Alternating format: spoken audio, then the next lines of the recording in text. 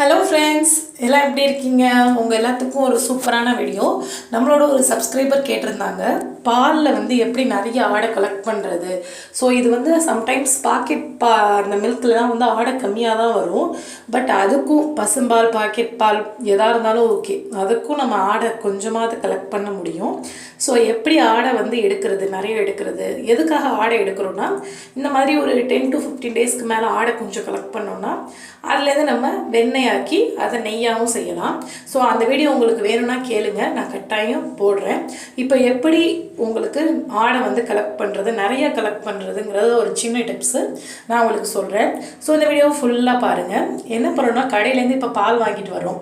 நம்ம என்ன பண்ணுவோம், ஃப்ரிட்ஜுக்குள்ளே வச்சுட்டு எப்போ தேவைப்படுதோ அப்போ காய்ச்சி டீ போடுறோம், காஃபி ஏதோ ஒன்று பால் குடிக்கிறதுக்கு எடுத்துக்கிறோம். பட் அந்த மாதிரி செய்யாமல் கடையிலேருந்து வாங்கிட்டு வந்த பாலை உடனே காய்ச்சிருங்க.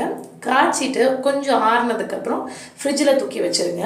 வச்சிட்டிங்கன்னா ஒரு 1 hour கழித்து பார்த்தீங்கன்னா நல்லா ஒரு சூப்பராக இந்த மாதிரி ஆடை, இப்போ ஃப்ரிட்ஜில் வச்ச பால் இது எப்படி ஆடை வந்திருக்குன்னு பாருங்கள். இது பசும்பால் தான். ஸோ உங்களுக்கு பேக்கெட் பாலாக இருந்தாலும் இவ்வளோக்கு வராட்டி ஓரளவுக்கு உங்களால் ஆடை எடுக்க முடியும்.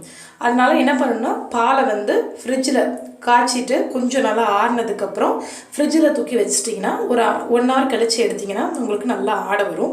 இந்த ஆடையை தொடர்ந்து கலெக்ட் பண்ணிகிட்டே இருந்துட்டு லாஸ்ட்டாக வந்து இதில் தான் நம்ம வெண்ணெய் செய்ய போகிறோம். கலெக்ட் பண்ணி முடித்த ஆடையில் என்ன பண்ணணும், கொஞ்சமாக மோர் ஊற்றி ஒரு நாள் கலக்கி வச்சுருங்க. அப்புறம் நெக்ஸ்ட் டே வந்து வெண்ணெய் எடுக்கணும். ஸோ இன்னும் பயனுள்ள வீடியோக்கு ஃபர்ஸ்ட் ப்ளூமாக பாருங்கள்.